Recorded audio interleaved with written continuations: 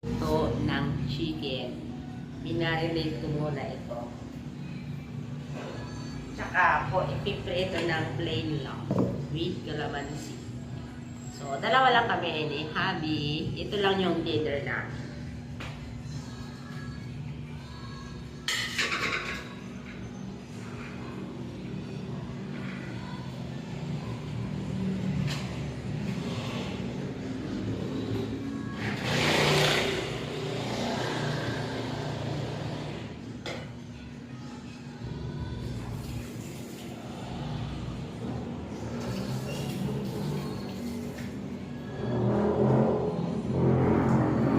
Pakuluan ko lang siya sa sarili niyang mantika kasi hindi ako gumagamit ng mantika.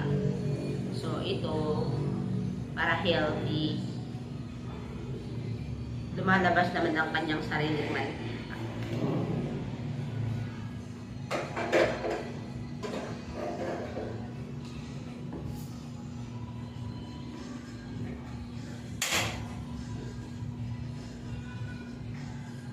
Slow lang muna para hindi siya mabigla.